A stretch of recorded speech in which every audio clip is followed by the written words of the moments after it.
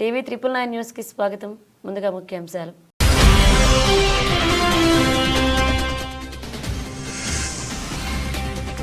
అలాంటి దేశాలతో వ్యాపారం చేయరు. Donald Trump serious warning.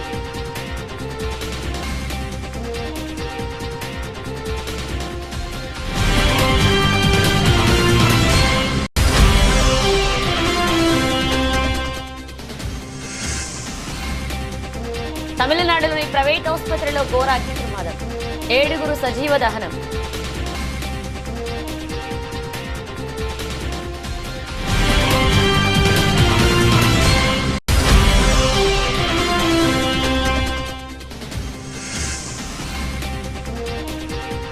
కేంద్ర మంత్రి కిషన్ రెడ్డితో సీఎం రేవంత్ రెడ్డి భేటీ. కీలక విషయాల ప్రస్తావన. నవోదయాల విషయంలో ప్రధానికి సీఎం కృతజ్ఞతలు.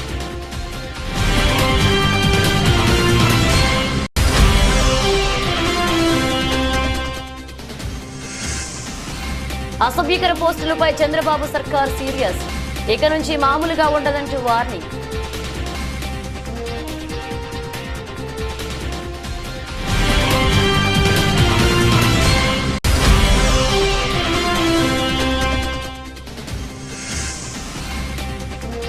పాకిస్తాన్ కోచ్గా జేసన్ గిలెస్పీ రాజీనామా. తాత్కాలిక కోచ్గా ఆకిబ్ జావేద్.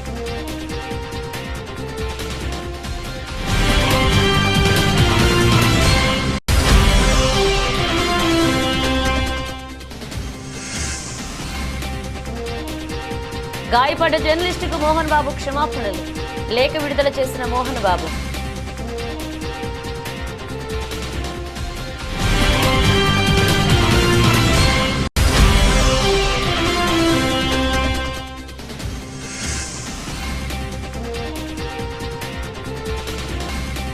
డాలర్లకు భారీ డిమాండ్. ఆల్ టైమ్ కనిష్టానికి రూపీ విలువ.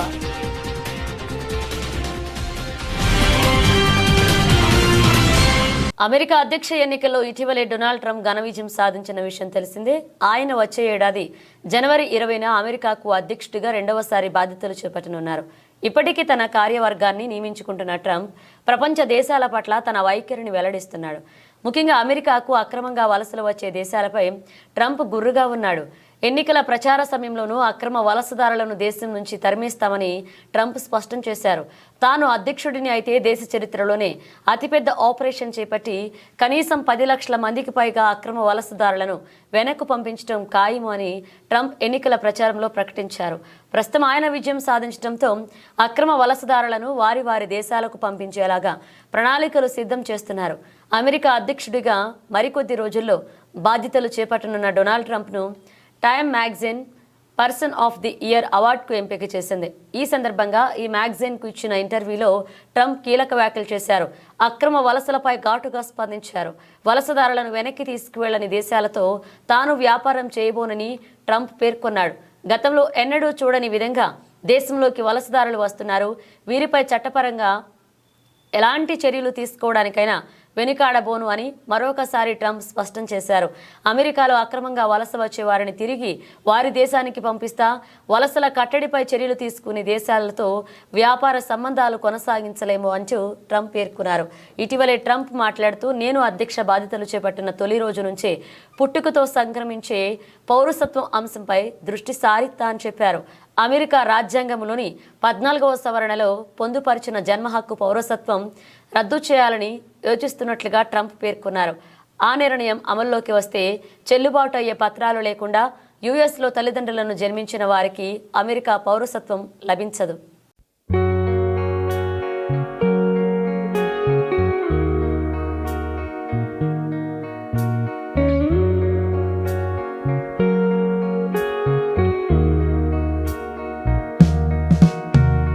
తమిళనాడులోని ఓ ప్రైవేట్ ఆసుపత్రిలో ఘోర అగ్ని ప్రమాదం జరిగింది. ఆసుపత్రిలో మంటలు చెలరేగాయి. ఈ ఘటనలో 7 సజీవ దహనమయ్యారు.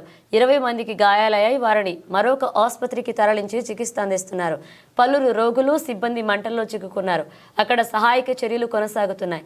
దిండిగల్ తిరుచి హైవేపై ఈ ఘటన జరిగింది.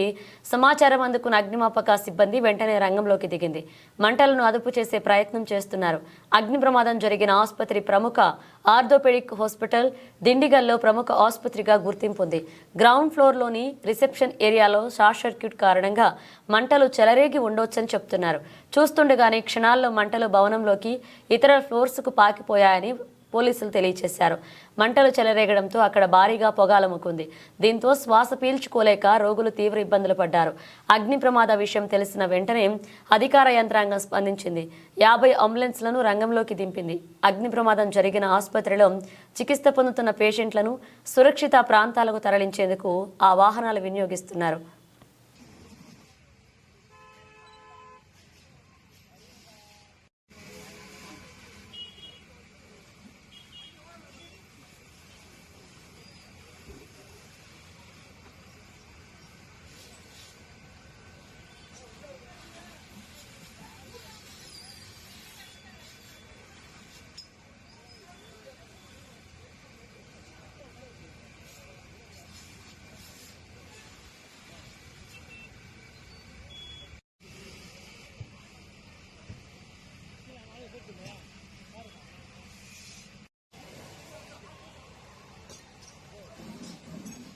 ఢిల్లీలో తెలంగాణ సీఎం రేవంత్ రెడ్డి పర్యటన కొనసాగుతుంది. పలువురు కేంద్ర మంత్రులు పార్టీ పెద్దలను కలిసే పనిలో ముఖ్యమంత్రి బిజీగా ఉన్నారు.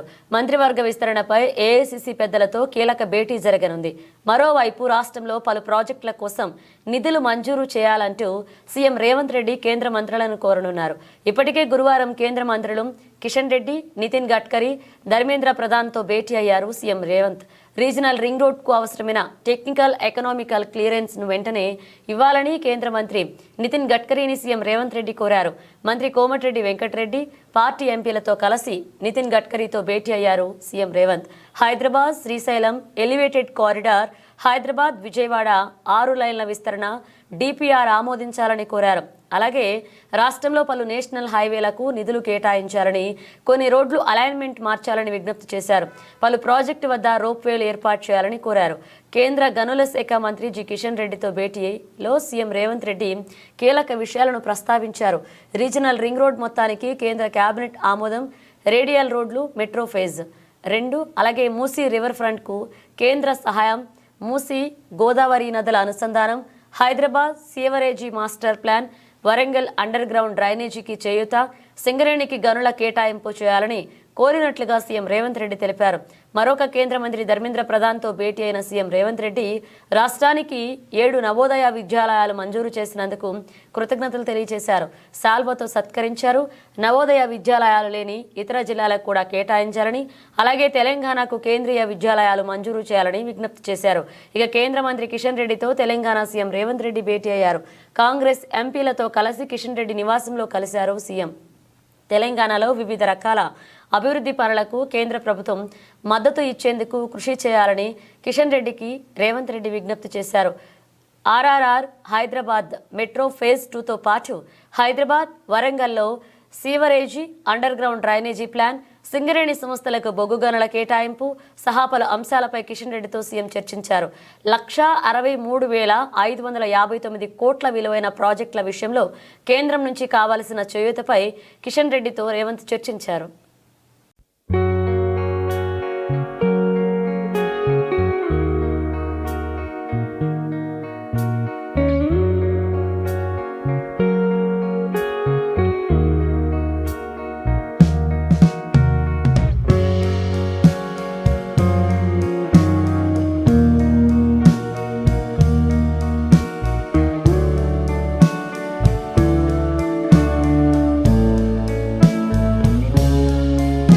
సోషల్ మీడియాలో అసభ్యకర పోస్టులపై కూటమి ప్రభుత్వం ఉక్కుపాదం మోపుతోంది. సోషల్ మీడియా వేదికగా రెచ్చిపోయిన పలువురిని ఇప్పటికే అదుపులోకి తీసుకుని విచారిస్తున్నారు అధికారులు. దీనిపై ఇప్పుడు కీలక నిర్ణయం తీసుకుంది ప్రభుత్వం. సోషల్ మీడియాలో అసభ్యకర పోస్టులు, నేరస్తుల ప్రవర్తన, సైబర్ నేరాలపై ఆంధ్రప్రదేశ్ ప్రభుత్వం దృష్టి సారించింది. 2 రోజుల పాటు జరిగిన కలెక్టర్ల సమావేశంలో సోషల్ మీడియా అంశంపై సుదీర్ఘ చర్చ జరిగింది. ఈ భేటీలో సోషల్ మీడియాలో రెచ్చిపోతున్న సైకోలను నియంత్రించేందుకు కఠిన చర్యలు తీసుకోవాలని మంత్రి నాదెండ్ల మనోహర్ సీఎంను కోరారు. సోషల్ మీడియా అసభ్యకర పోస్టుల నియంత్రణకు ప్రత్యేక చట్టాన్ని తీసుకురావాల్సిన అవసరం ఉందని మంత్రి నాదెండ్ల అభిప్రాయపడ్డారు. ఇది దేశానికి మార్గదర్శకంగా నిలవాలి అని సీఎంను కోరారు. మంత్రి విజ్ఞప్తికి ముఖ్యమంత్రి చంద్రబాబు అంగీకారం తెలిపారు. అక్కడే కీలక నిర్ణయం తీసుకున్నారు. సోషల్ మీడియా సైకోలపై చర్యలు తీసుకోవడం అత్యవసరమన్నారు సీఎం. ఈ విషయాన్ని కేవలం రాష్ట్ర పరిమితులలోనే కాకుండా దేశవ్యాప్తంగా కూడా అనుసరించగల మార్గదర్శక విధానాలను రూపొందించాలన్నారు. సోషల్ మీడియాలో ప్రముఖులను, ఇన్స్టిట్యూషన్లను, ఆధ్యాత్మిక సంస్థలను తప్పుగా ప్రచారం చేస్తున్న వ్యక్తులపై తీవ్ర ఆగ్రహాన్ని వ్యక్తం చేశారు సీఎం.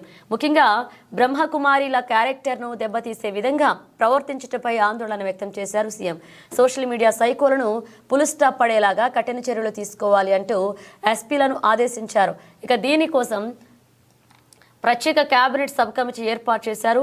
కమిటీలో సభ్యులుగా ఐటీ మంత్రి లోకేష్, నాదెండ్ల మనోహర్, హోంమంత్రి అనిత, ఆరోగ్య శాఖ మంత్రి సత్యకుమార్ యాదవ్ను నియమించారు. సోషల్ మీడియా వేదికగా సైకో చేష్టలు చేయకుండా కేబినెట్ సబ్ కమిటీల నిర్ణయాలు తీసుకుని అమలు పరచాలన్నారు సీఎం. సోషల్ మీడియా సైకోలపై ప్రభుత్వం తీసుకునే చర్యలు దేశానికి ఆదర్శం కావాలని సీఎం సూచించారు. సోషల్ మీడియాలో అసభ్యకర పోస్టులను అరికట్టి ప్రజల గౌరవాన్ని, నైతిక విలువలను కాపాడడం ప్రభుత్వ లక్ష్యమని సీఎం చంద్రబాబు అభిప్రాయపడ్డారు. మార్కెటింగ్ కోసం డీప్ టెక్నాలజీ పోవాలని they are coming with investment there CRDA all of you has to be proactive. నేను ఒకరిని కాదు, ఇక్కడ ఆల్ డిపార్ట్మెంట్స్ రీఓరియంటేషన్ వస్తే తప్ప ఇది సాధ్యం కాదు. ఇది నాకేం సంబంధం, ఎవరు వస్తే నాకేంటి, నేను కలెక్టర్ని లేకపోతే సెక్రటరీని, నేను మంత్రిని, అందరూ నా దగ్గర రావాలి అంటే మీకంటే బెటర్గా ఉండాలి దగ్గరికి వెళ్తారు. It is a competitive world.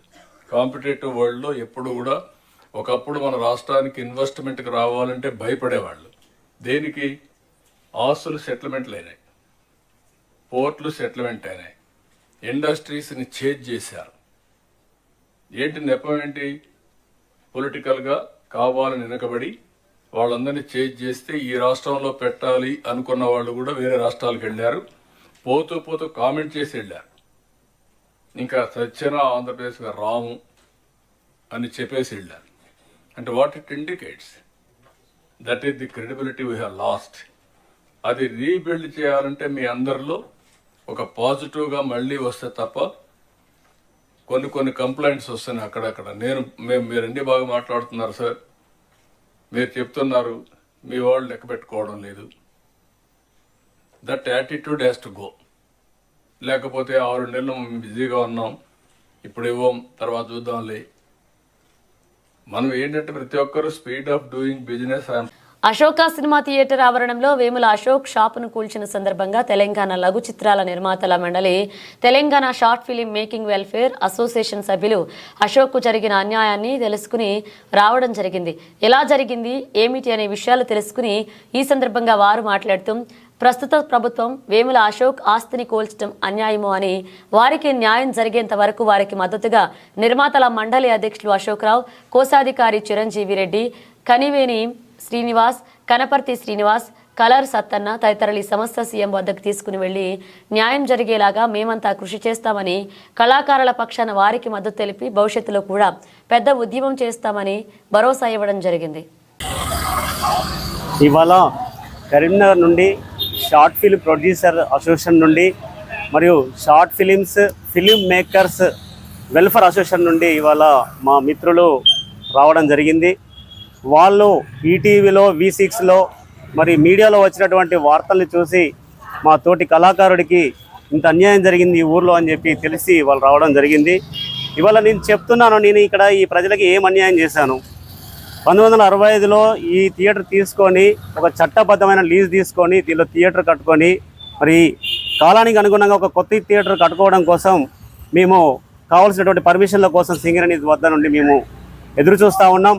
ఈ క్రమంలోనే మరి ఎమ్మెల్యే గారు తన సొంత చొరవ తీసుకొని ఇదేం రోడ్ వైండింగ్ కాదు, ఇది దేనికి సంబంధం లేదు, మమ్మల్ని మా లీజు క్యాన్సిల్ చేయాలన్నా ఫస్ట్ మాకు తెలియజేయాలి సింగరేణి కంపెనీ, మమ్మల్ని ఇక్కడి నుంచి వెకెట్ చేయించాలి. వెకెట్ చేయకుండా తన ఇష్టారాజ్యంగా ఒక అర్ధరాత్రి వచ్చి మార్చి 23వ తారీఖు 11 గంటలకు వచ్చి ఒక 20-30 మందితో వచ్చి ఆ థియేటర్ కూర్చోడం జరిగింది. ఆ థియేటర్ను కూర్చడానికి గ్రూప్ 2 పరీక్షల నిర్వహణ విధులకు కేటాయించిన అధికారులు పరీక్షా కేంద్రాల వద్ద పకడ్బందీగా విధులు నిర్వహించాలని హన్మకొండ జిల్లా అదనపు కలెక్టర్ ఏ వెంకటరెడ్డి అన్నారు. హన్మకొండ జిల్లా కలెక్టరేట్లోని కాన్ఫరెన్స్ హాల్లో ఈ నెల 15, 16 తేదీల్లో జరగనున్న గ్రూప్ 2 పరీక్షల నిర్వహణపై అధికారులతో సమావేశాన్ని నిర్వహించారు. ఈ సందర్భంగా జిల్లా అదనపు కలెక్టర్ వెంకటరెడ్డి మాట్లాడుతూ గ్రూప్ 2 పరీక్షా కేంద్రాల వద్ద అభ్యర్థులు హాల్ టికెట్, ఫోటో గుర్తింపును క్షుణ్ణంగా తనిఖీ చేయాలన్నారు. ఈ సందర్భంగా పరీక్షా కేంద్రాల వద్ద నిర్వహించాల్సిన విధులు సంబంధించిన నియమ నిబంధనలు, మార్గదర్శకాలను అధికారులకు వివరించారు. ఈ సమావేశంలో స్పెషల్ డిప్యూటీ కలెక్టర్ రవి, పరీక్షల రీజనల్ కోఆర్డినేటర్లు professor Sadanandam, professor Anand Kishore, collectorate AO Gaurishankar, ఇతర అధికారులు పాల్గొన్నారు. హడావుడికి టైం చూసుకోవాలి, టైం రాత్రి వెళ్ళి కొట్టినా సరే ఇక్కడ అది టైం దగ్గర కావాలి, కంటిన్యూ కావాలి చూసుకోవాలి. అదేవిధంగా మొబైల్ డిపాజిట్ కూడా కౌంటర్ పెట్టాలి. మొబైల్ డిపాజిట్ కూడా కౌంటర్ ఖచ్చితంగా పెట్టాలి. ఈ చీఫ్ సూపరింటెండెంట్స్ ఇవన్నీ కూడా. ఇంకొకటి ముఖ్యంగా 14వ తారీఖు నాడు అందరి ఇన్విజిలేటర్స్ మనకు 15వ తారీఖు కాబట్టి 1 డే బిఫోర్ అందరి ఇన్విజిలేటర్స్కి ట్రైనింగ్ కంపల్సరీ ఇవ్వాలి. Specific candidate specific OMR exams ఉంటాయి కాబట్టి ఇది ఒక ఓఎంఆర్ క్వశ్చన్ పేపర్ 2 ఖచ్చితంగా పెట్టుకోవాలి. బయోమెట్రిక్ ఎక్కడ కూడా ఎగ్జామినేషన్ కండక్ట్ చేయకూడదు. This is important instructions. దీని అందరూ కూడా ఇది ఎవరికి ఏదైతే ఇచ్చినామో ప్రాథమికంగా ఒకసారి 1కి 4 సార్లు చదువుకోండి. అందులో ఏమైనా ఉంటే మీకు టోల్ ఫ్రీ నెంబర్స్ ఉన్నాయి, BGPS నెంబర్స్ కూడా ఉన్నాయి, అక్కడ అడిగి క్లారిఫై చేసుకోవచ్చు. ములుగు జిల్లాలోని వసతి గృహాల రెసిడెన్షియల్ కేజీపీవీ పాఠశాలలో నూతన డైట్ కార్యక్రమాన్ని పండగ వాతావరణంలో నిర్వహించాలని గురువారం జిల్లా కలెక్టర్ దివాకర్ అన్నారు. ఈ నెల 14న గురుకుల హాస్టల్లో ప్రత్యేక కార్యక్రమాన్ని నిర్వహిస్తామన్నారు. ఈ కార్యక్రమానికి విద్యార్థులు, తల్లులు హాజరై విజయవంతం చేయాలని కోరారు. ప్రభుత్వం గురుకుల హాస్టల్స్ విద్యార్థులకు 40% డైట్ ఛార్జీలను పెంచిందన్నారు. ఈ సమావేశంలో మండల ప్రత్యేక అధికారులు, తహసీల్దార్లు, ఎంపీడీఓలు, సంబంధిత శాఖల అధికారులు పాల్గొన్నారు. నీట్ అండ్ క్లీన్ గా ఉండాలి. Entire premises neat and clean గా ఉండాలి. బయట పారిశుభ్రత కన్సర్న్డ్ లోకల్ గ్రామ పంచాయతీ నుంచి పిలిచి మేము ఆల్రెడీ ఎంపీఓస్ కి ఇన్స్ట్రక్షన్ ఇవ్వడం జరిగింది. మీరు కన్సర్న్డ్ ఎంపీఓ ద్వారా మాట్లాడి వాళ్ళని పిలుచుకొని ఎంటైర్ బయట ప్రెమిసెస్ క్లీన్ గా పెట్టుకోవాలి. లోపల ప్రెమిసెస్ మీ ఏరియా, బోర్డింగ్ ఏరియా, వాళ్ళు పిల్లలు ఉండే ఏరియా అవన్నీ మీరు క్లీన్ చేసుకుని పెట్టుకోవాలి. Entire premises must be neat and clean. Okay. తర్వాత నెక్స్ట్ పాయింట్, మీరందరూ హాస్టల్ గ్రూప్ లో ఈరోజు యాడ్ అవుతున్నారు. మిగిలిన వాళ్ళు ఎవరెవరు ఉన్నారో ఇక్కడే ఉండండి. హాస్టల్ గ్రూప్ లో యాడ్ అయిన తర్వాత మీరు వెళ్ళండి. మీకు ఒక డేటా ఇవ్వడం జరుగుతుంది. ఏ హాస్టల్ కి ఎవరు చీఫ్ గెస్ట్ ఉన్నారు, ఎవరు సూపర్వైజింగ్ ఆఫీసర్ ఉన్నారు అని మేము ఇవ్వడం జరుగుతుంది. మండల్ స్థాయి అధికారులు, ఎంపీడీఓ, ఎంపీఓ, ఎంఆర్ఓ వీళ్ళకి 4-5 హాస్టల్స్ రెసిడెన్షియల్స్ గ్రూప్ ప్రకారంగా సూపర్వైజింగ్ ఆఫీసర్ ఇచ్చాము. చీఫ్ గెస్ట్ ని ఆయా దగ్గర ఉన్న జీపీ స్పెషల్ ఆఫీసర్స్ ని చీఫ్ గెస్ట్ గా మనము ఇవ్వడం జరిగింది. చీఫ్ గెస్ట్ గా వాళ్ళు మీ ఇన్స్టిట్యూషన్ ని వచ్చి వాళ్ళు విజిట్ చేస్తారు. దయచేసి ఈ డేటాని నేను సాయంత్రం 8 o'clock డిపార్ట్మెంట్ వాళ్ళు మీ కింద ఎవరెవరు ఉన్నారు స్కూల్స్ వాళ్ళ ద్వారా మాట్లాడి ఎక్కడ చేంజెస్ చేయాలి అనేది వచ్చి మాకు చెప్తే క్రాంతికి చెప్పండి. ఆయన చేంజ్ చేసి ఆ లిస్ట్ ఫైనలైజ్ చేసి మీకు పంపిస్తారు. ఈ రోజు సాయంత్రం మీ పని అయిపోవాలి. రేపటికల్లా నాకు లిస్ట్ ఫ్రీజ్ అవ్వాలి by 12 o'clock in the afternoon. అర్థమైందా? So that there are no more changes in this particular activity. తర్వాత 14th రోజు రాసుకోవాలి. 14th రోజు పిల్లలతో పాటు వాళ్ళ ఏదైనా particular program and preferably mother. Okay. Okay. తర్వాత హోల్ ఐడియా ఏంటి అంటే మనము ఏదైతే డయట్ చార్జెస్ ఇంక్రీజ్ అయ్యాలి అనేది ఉద్దేశం. ఓకే. సో అందుకోసమే మీరు ఏం చేయండి అంటే మీకు మోడిఫైడ్ మెన్యూ అందరికి వచ్చిందా? మోడిఫైడ్ మెన్యూ చార్జ్ ఇంక్రీజ్ అయింది, దానికి తగ్గట్టు మోడిఫైడ్ మెన్యూ అందరికి వచ్చిందా? ఎవరికి రాలేదు వాళ్ళు చేతులు ఎత్తండి. మోడిఫైడ్ మెన్యూ రాని వాళ్ళు okay, so what I would suggest is ఒకటి డిస్ప్లే లాగా పెట్టండి. Tuesday, Wednesday, Thursday, Friday, Saturday ఇది మీరు చేసి మీ పిల్లలకి ఇచ్చే భోజనం ఇట్లా ఉంటుంది. పాకిస్తాన్ టెస్ట్ జట్టు కోచ్ పదవికి జేసన్ గిలెస్పీ రాజీనామా చేశారు. ఆ దేశానికి చెందిన మాజీ పేస్ బౌలర్ ఆకిబ్ జావేద్ టెస్టులకు తాత్కాలిక కోచ్గా బాధ్యతలు చేపట్టనున్నారు. ఆస్ట్రేలియా మాజీ బౌలర్ గిలెస్పీ స్థానంలో జావేద్ విధులు నిర్వహించనున్నారు. దక్షిణాఫ్రికాతో జరిగే 2 టెస్టులకు ఆకిబ్ జావేద్ కోచ్గా వ్యవహరించనున్నారు. డిసెంబర్ 26న తేదీ నుంచి సౌత్ ఆఫ్రికాతో పాకిస్తాన్ తొలి టెస్ట్ ఆడుతుంది. వాస్తవానికి గిలెస్పీ కాంట్రాక్ట్ 2026 వరకు ఉంది. కానీ ఇటీవలే పాకిస్తాన్ క్రికెట్ బోర్డు గిలెస్పీ మధ్య సయోధ్య కుదరడం లేదు. టీమ్ నిల్సన్ కాంట్రాక్టర్ను పొడిగించేందుకు పీసీబీ నిరాకరించింది. దీంతో గిలెస్పీ తప్పుకుంటున్నట్లుగా స్పష్టమవుతోంది. గిలెస్పీ కంటే ముందు టెస్ట్ కోచ్గా ఉన్న గారీ కృష్ణన్ను కూడా ఆ పోస్టు నుంచి తప్పుకున్నాడు. పాక్ క్రికెట్ బోర్డుతో వైరుధ్యాల కారణంగానే కృష్ణన్ కూడా వైదొలిగాడు. ఆకిబ్ జావేద్ను సీనియర్ సెలెక్టర్గా నియమించడంతో పీసీబీతో పనిచేస్తున్న విదేశీ కోచ్లు ఒక్కొక్కరిగా తప్పుకుంటున్నారు.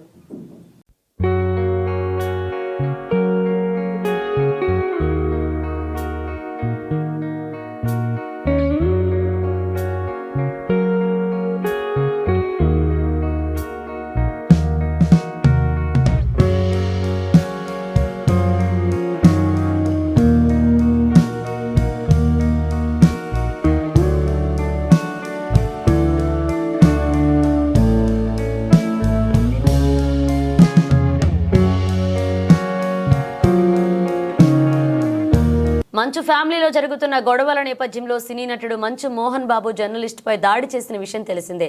ఈ దాడి ఘటనలో టీవీ9 జర్నలిస్ట్ రంజిత్కు తీవ్ర గాయాలయ్యాయి. ఈ ఘటనతో ఆగ్రహించిన జర్నలిస్ట్ సంఘాలు మోహన్ బాబు క్షమాపణ చెప్పాలంటూ డిమాండ్ చేస్తున్నాయి.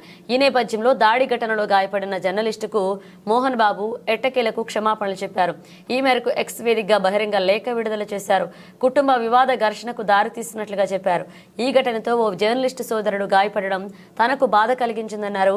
ఈ ఘటన తర్వాత అనారోగ్యం కారణంగా 48 గంటల పాటు ఆసుపత్రిలో చేరడంతో వెంటనే స్పందించలేకపోయారని వివరణ ఇచ్చారు.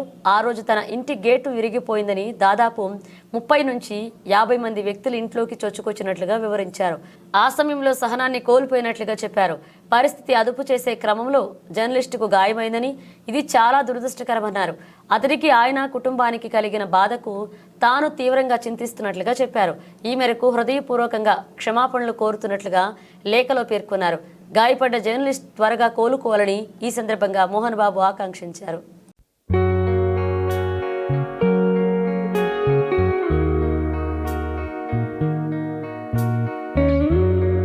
డాలర్తో పోల్చితే రూపాయి మారకం విలువ అంతకంతకు పడిపోతూనే ఉంది. గురువారం మరొక 5 పైసలు దిగజారి ఫారెక్స్ మార్కెట్లో ఆల్ టైమ్ కనిష్టాన్ని తాకుతూ 84.88 వద్ద క్షీణించింది. అంతర్జాతీయంగా ముడి చమురు ధరల్లో పెరుగుదల, విదేశీ పెట్టుబడుల ఉపసంహరణలు, దేశీయ స్టాక్ మార్కెట్ల నష్టాలు రూపీని ఒత్తిడికి గురిచేశాయి. ఈ క్రమంలోనే విదేశీ బ్యాంకులు దిగుమతిదారుల నుంచి డాలర్లకు భారీగా డిమాండ్ కనిపించింది. నిజానికి అమెరికా అధ్యక్ష ఎన్నికల్లో డొనాల్డ్ ట్రంప్ విజయం సాధించిన దగ్గర నుంచి కరెన్సీ మార్కెట్లో డాలర్ పరుగులు మొదలయ్యాయి. ఇదే సమయంలో ఇతర దేశాల కరెన్సీల పతనం కూడా ఆరంభమైంది. ముఖ్యంగా ఆసియా దేశాల్లోని అన్ని కరెన్సీల విలువ క్రమేణా పడిపోతుందని ఫారెక్స్ ట్రేడర్లు గుర్తు చేస్తున్నారు.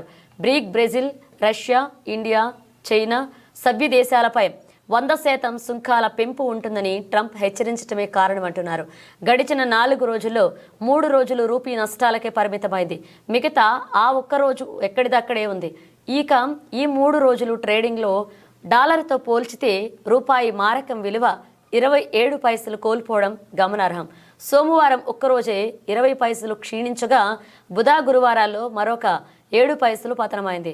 భారతీయ క్యాపిటల్ మార్కెట్ నుంచి తరలిపోతున్న విదేశీ పెట్టుబడులపై సైతం మార్కెట్ సెంటిమెంట్ను దెబ్బతీస్తున్నట్లుగా ఫారెక్స్ ట్రేడర్లు చెప్తున్నారు. మరొక వైపు కరిగిపోతున్న దేశంలోని ఫారెక్స్ రిజర్వర్లు సైతం పరిస్థితుల్ని మరింతగా దిగజార్చుతున్నాయి. ఈ ఏడాది సెప్టెంబర్ 28న 704.885 బిలియన్ డాలర్లతో ఆల్ టైమ్ హైలో ఉన్న ఫారెక్స్ రిజర్వులు గత నెల 22న 656 $582 బిలియన్ క్షీణించాయి. దాదాపు 2 నెలల్లోనే $48.30 బిలియన్ హరించుకుపోయాయి.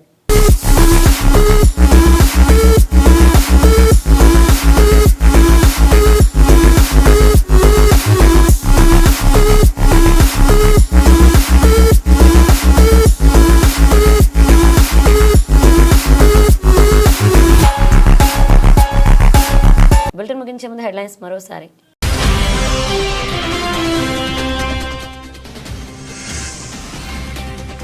అలాంటి దేశాలతో వ్యాపారం చేయదు, డొనాల్డ్ ట్రంప్ సీరియస్ వార్నింగ్.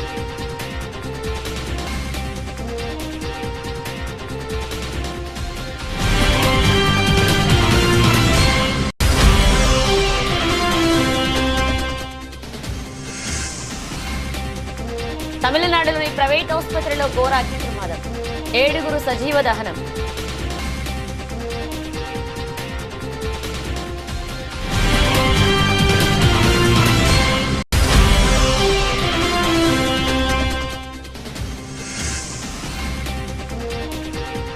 కేంద్ర మంత్రి కిషన్ రెడ్డితో సీఎం రేవంత్ రెడ్డి భేటీ, కీలక విషయాల ప్రస్తావన, నవోదయాల విషయంలో ప్రధానికి సీఎం కృతజ్ఞతలు.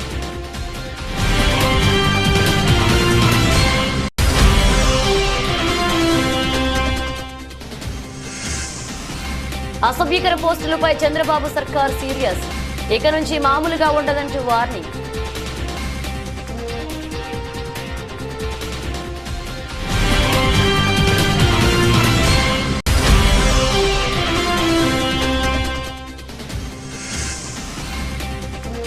పాకిస్తాన్ కోచ్గా జేసన్ గిలెస్పీ రాజీనామా, తాత్కాలిక కోచ్గా ఆకిబ్ జావేద్.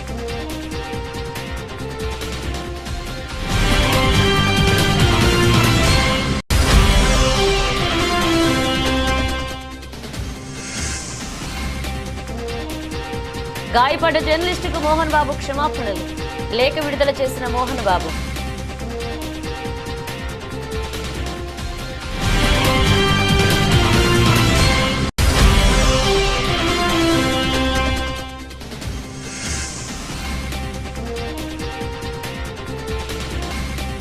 డాలర్లకు భారీ డిమాండ్, ఆల్ టైమ్ కనిష్టానికి రూపీ విలువ.